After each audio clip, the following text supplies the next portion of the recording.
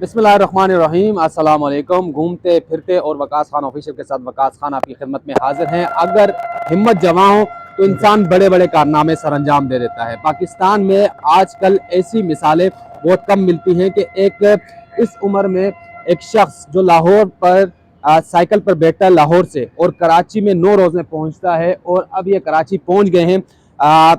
इनका सफ़र कैसा रहा? पाकिस्तान के परचम लगाए हुए हैं साइकिल पे। और आप बताइएगा कि कहाँ से आपने सफ़र का आगाज़ किया और क्यों इतना लंबा सफ़र आपने इस मौसम में तय किया? जी, बिस्मिल्लाहिर्रहमानिर्रहीम।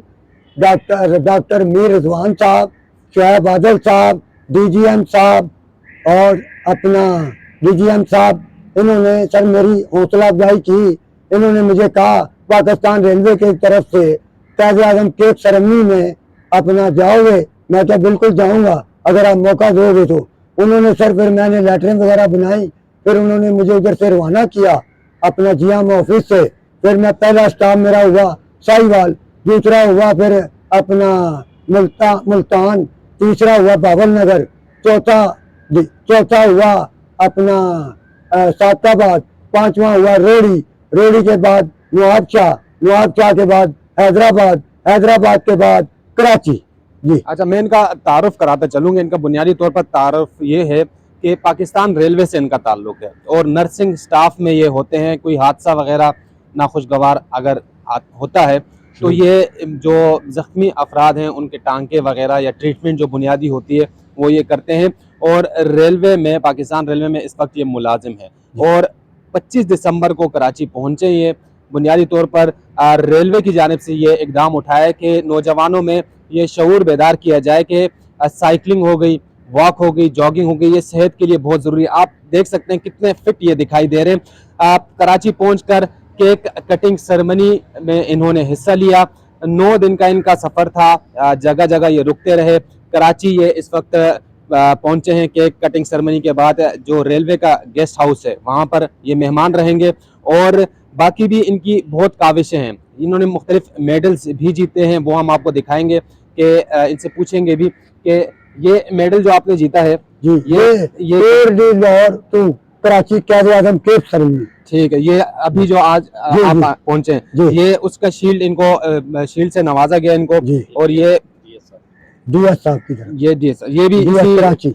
अब इनके इतने हौसले बुलंद हैं और ये कह रहे हैं कि अगर मुझे नौजवान दिए जाएं और जो के चाह रहे हैं, यानी जिनका शौक है साइकिलिंग का, वो इनको सिखा भी सकते हैं, ट्रेन कर सकते हैं। बैनुल अक़वामी जो मुकाबले हैं उसमें शिरकत ये करवा सकते हैं। इतनी इनकी प्रैक्टिस होगी। और खुद उन्होंने, मैं साइकिल के बारे में बताऊंगा कि साइकिल जो अगर स्पीड से चलानी है, ये तो पाकिस्तानी लोकल साइकिल है, लेकिन इसमें इन्होंने खुद तरमीम की है। ये इन्होंने एक राड लगाया हुआ है ताकि स्पीड से जाने के लिए इसमें दोनों हाथ कैसे, जरा बताइएगा कैसे आप इस्तेमाल करते हैं, जरा यहीं खड़े खड़े हमें। ये सर, ये अच्छा, इसका मकसद क्या होता है यहाँ पर? इधर से पकड़ के ना, इसको कहते हैं सर स्प्रिंट। ये 2 किलोमीटर तक लग जाती है। अच्छा जी, ये जो बाहर के मुल्कों में रेसें होती है ना, फ्रांस में, सारे मुल्कों में वो स्प्रिंट होती है। वो लगाता है स्प्रिंट, ऐसे हम लगाते हैं ऐसे। ठीक है, वो तो महंगी साइकिलें होती हैं। यानी महंगाई का तोड़ इन्होंने खुद निकाल लिया, बेल्ट किए हैं राड, यहीं पर हाथ रखकर ये तेजी से जाने के लिए इस चीज का इस्तेमाल करते हैं। पाकिस्तान रेलवे आपसे कितना ताउन करता है ये बताइएगा? पाकिस्तान रेलवे ने सर अब ताउन किया है।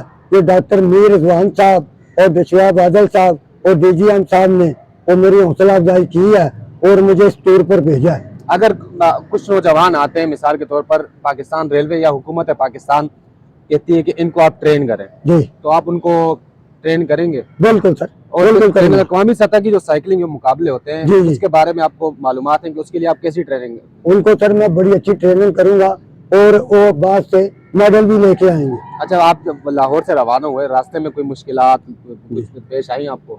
रास्ते में सर कोई इतनी खास मुश्किल नहीं आई। पानी वगैरह हमारे पास होता है, वो मैं पी लेता रहूँ। बाकी मैं नॉर्मल नाश्ता करके ना चलता हूँ। मेरा ये होता है कि इस शहर से दूसरे शहर पहुँचूँ तो फिर ही उतरूँ। बिल्कुल, ये पाकिस्तान रेलवे की एक अच्छी काविश है कि यहाँ पर भी आकर इनको गेस्ट हाउस में ठहराया, यानी अपना जो वर्कर है उसका बहुत ख्याल रखा गया है।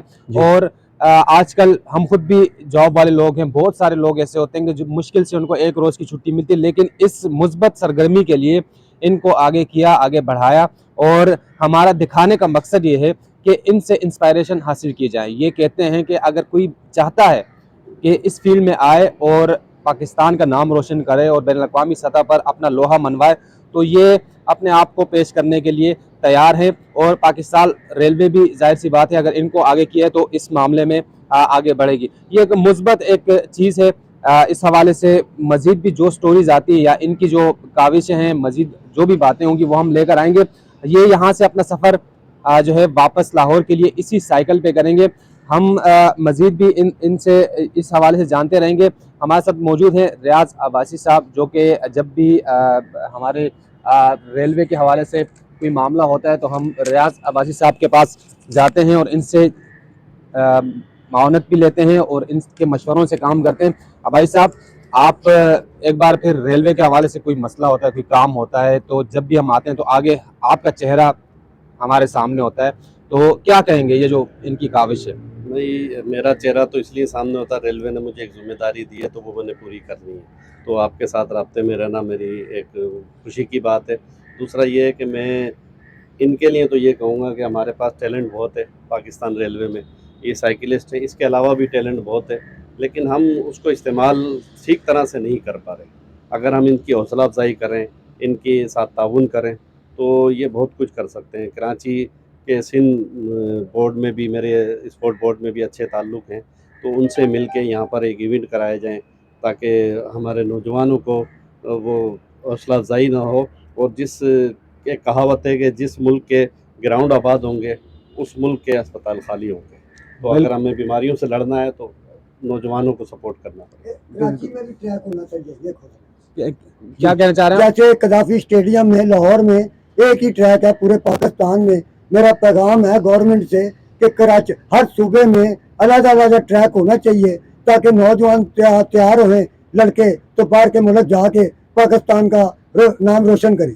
बिल्कुल, ये रियाज अब्बासी साहब से भी हमने बात कराई आपकी। जी जी जी। और डॉक्टर गुलाम अली असगर सादिया क्लिनिक वालों ने मेरा बड़ा हौसला अफजाई की है, मेरा साथ बड़ा ताउन करते हैं, बड़ा प्यार करते हैं मेरे से। मैं उनका भी बहुत बहुत शुक्रगुजार हूँ। जी जी बिल्कुल।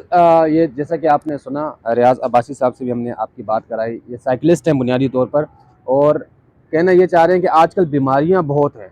बैनुल-अक़वामी सतह पे हम उस लेवल पर पहुंचते या नहीं पहुंचते, लेकिन कम से कम इतना ज़रूर होगा कि साइकिलिंग करने से जो हमारी बीमारियां हैं, जैसे कि अब्बासी साहब ने कहा कि हमारे अगर ग्राउंड आबाद हो जाते हैं तो हमारे अस्पताल जो है वीरान हो जाएंगे।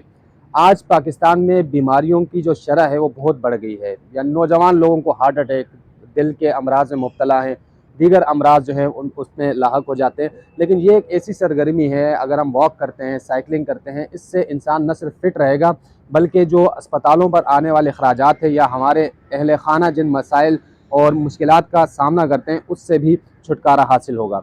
ये जितना आप इस चीज़ को सराहना चाहें, जितना इसको वायरल करना चाहें, जितना आगे फैलाना चाहें उतना कम है, क्योंकि इस चीज़ की इस मुल्क में अशद ज़रूरत है। और इसके बिना जो है हम लोग जो हैं ज़हनी तौर पर भी, जिस्मानी तौर पर भी बैनुल-अक़वामी सतह पर मुकाबला नहीं कर पाएंगे। हम आज यहाँ से हम आपसे इजाज़त चाहेंगे। और ये एक और जाते जाते मैं इनके बेटे भी इनके साथ, ये पाकिस्तान रेलवे के टिकट से कराची पहुँचे हैं और कुछ कहना चाहेंगे आपके वालिद साहब ने, यानी जो आप इस चीज़ को आगे बढ़ाना चाहेंगे या कोई ऐसी कोई पैगाम? मैं यही चाहता हूँ कि हमारे मुल्क में स्पोर्ट को तरक्की दी जाए। हमारे मुल्क में ज़्यादा बच्चे स्पोर्ट की तरफ जाते हैं, तो उनका जिन बच्चों का ज़्यादा स्पोर्ट की तरफ तवज्जो है उनको स्पोर्ट की तरफ लेके जाया जाए, और जो पढ़ाई करना चाहते हैं उनको पढ़ाई की तरफ लेके जाया जाए। बिल्कुल, उनका भी यही पैगाम है उनके बेटे का कि स्पोर्ट्स की तरफ आना चाहिए। और हुकूमत को चाहिए कि सिर्फ हमें नज़र आता है कि क्रिकेट जो है उनके ग्राउंड होने चाहिए, बिल्कुल होने चाहिए, टैलेंट भी सामने आ रहा है। फुटबॉल हो गया, साइकिलिंग हो गई, ये स्पोर्ट्स ऐसे हैं कि इसमें बैनुल-अक़वामी सतह पर मुल्क का तशख़्ख़ुस जो है वो मुस्बत तरीके से सामने आता है। जैसा कि हमने हाल ही में देखा, कतर की इतनी अच्छी फ़ुटबॉल की टीम नहीं है, लेकिन उन्होंने एक बैनुल-अक़वामी इवेंट करा के दुनिया में अपना मुस्बत पहलू जो है उजागर किया। पाकिस्तान को भी चाहिए कि टैलेंट, जैसे रियाज अब्बासी साहब ने कहा कि टैलेंट की कोई कमी नहीं है, हर जगह टैलेंट मौजूद है। अगर इनको वसाइल की दस्तयाबी की जाए हुकूमत की जानिब से तो बहुत कुछ हो सकता है और इस मुल्क का नाम उसी तरह सामने आ सकता है जैसे किसी दौर में पाकिस्तान हर स्पोर्ट्स में बहुत आगे और बहुत ऊंचा मकाम रखता था। मुझे और अब्दुल कादिर को इजाज़त दीजिए, आइंदा फिर किसी ऐसी स्टोरी के साथ आपकी खिदमत में हाजिर होंगे। अल्लाह हाफ़िज़।